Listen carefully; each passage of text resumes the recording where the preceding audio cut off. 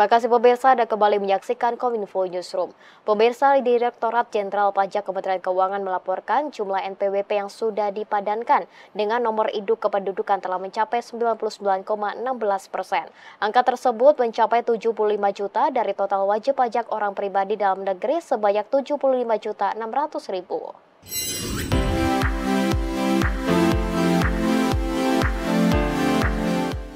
Direktorat Jenderal Pajak Kementerian Keuangan mencatat jumlah nomor pokok wajib pajak yang sudah dipadankan dengan nomor induk kependudukan telah mencapai 75.031.522 dari total wajib pajak orang pribadi dalam negeri sejumlah 75.674.084 atau setara 99,16%. Direktur Jenderal Pajak Kementerian Keuangan Suryo Utomo dalam konferensi pers APBN Kita di Jakarta mengatakan, dari jumlah tersebut, masih ada 638.000 NPWP yang belum padan dengan NIK dan akan terus dilakukan pemadanan secara keseluruhan sebagai persiapan peluncuran Core Tax System pada Januari 2025 mendatang. Dengan dilakukannya pemadanan ini, Suryo pun berharap administrasi perpajakan akan lebih sederhana dan efektif untuk pelayanan masyarakat di seluruh Indonesia. Dari total WP OP dalam negeri 75.974.084 yang sudah padan ada di angka 75.031.522 atau sekitar 99,16%. Yang terus kami lakukan pemadanan sekarang masih ada di 0,86% atau 638 ribuan NIK yang belum padan betul. Ini yang kami terus ada informasi untuk bisa memadankannya. Dan dari yang padan 70.550.000 yang dipadankan oleh sistem, sedangkan yang sisanya 4.481.000-an NIK dipadankan oleh masyarakat wajib pajak itu sendiri. Pemirsa, pemerintah menandatangani penerapan Multilateral Instrument Subject to Tax Rule atau MLT STTR dengan OECD.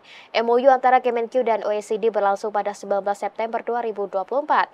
MLT STTR merupakan kesepakatan global untuk meminimalkan kompetisi tarif pajak yang tidak sehat. Dengan MOU ini, pemerintah menunjukkan komitmen menghadirkan iklim bisnis yang adil dan transparan dalam kerjasama ekonomi global.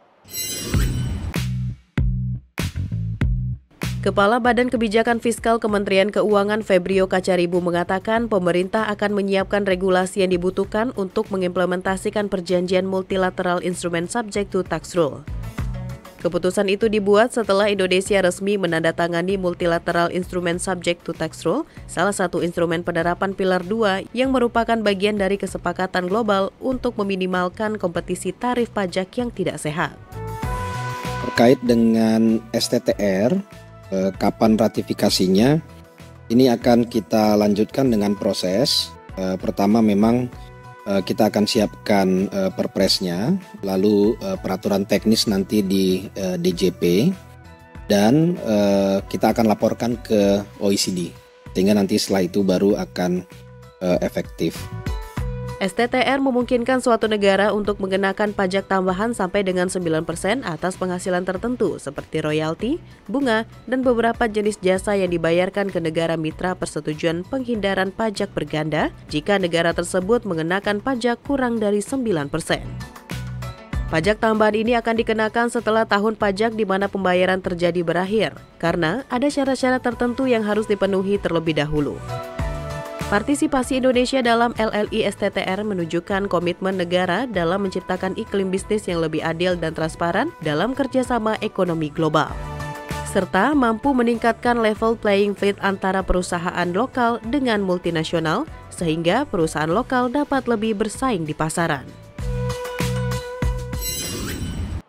Kita beralih ke informasi lainnya, pemirsa. Kementerian Luar Negeri mencatat dalam 10 tahun terakhir perlindungan terhadap WNI telah berhasil menyelesaikan 218.313 kasus di berbagai negara.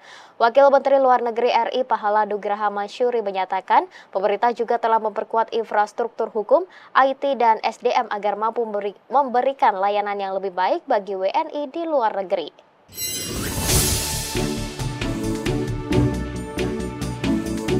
Wakil Menteri Luar Negeri RI Pahala Nugraha Mansyuri dalam Forum Merdeka Barat 9 dengan tema Satu Dasawarsa Diplomasi Indonesia Hadapi Dinamika Global membahas berbagai perjalanan diplomasi 10 tahun selama era Presiden Joko Widodo. Selain diplomasi ekonomi, Indonesia juga menjalankan diplomasi perlindungan WNI, diplomasi kedaulatan dan kebangsaan, diplomasi kepemimpinan dan diplomasi infrastruktur.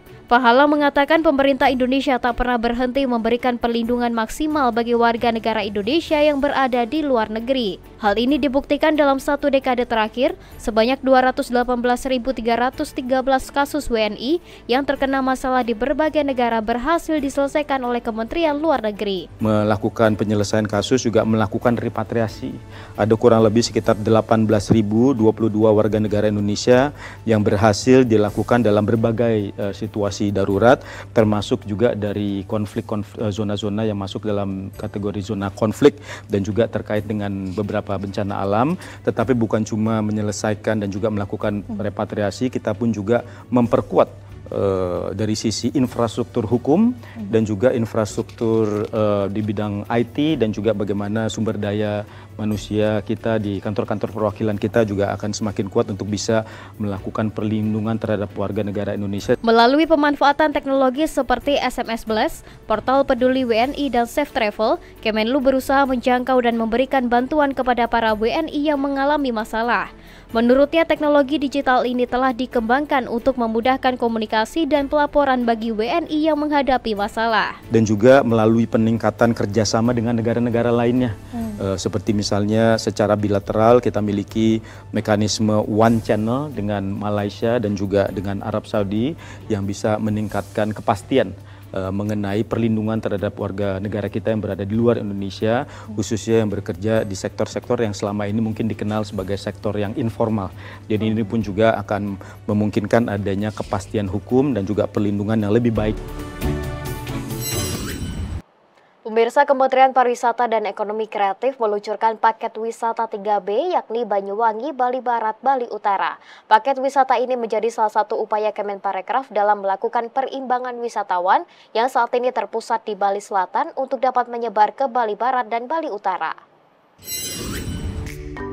Overtourism yang melanda Bali Selatan dan Tengah belum sepenuhnya terkendali. Upaya perimbangan wisatawan terus digencarkan Kementerian Pariwisata dan Ekonomi Kreatif, salah satunya dengan meluncurkan paket wisata 3B, yakni Banyuwangi, Bali Barat, Bali Utara pada 20 September lalu. Paket wisata 3B tersebut menargetkan 10% dari jumlah wisatawan yang datang ke Bali, baik wisatawan Nusantara maupun mancanegara.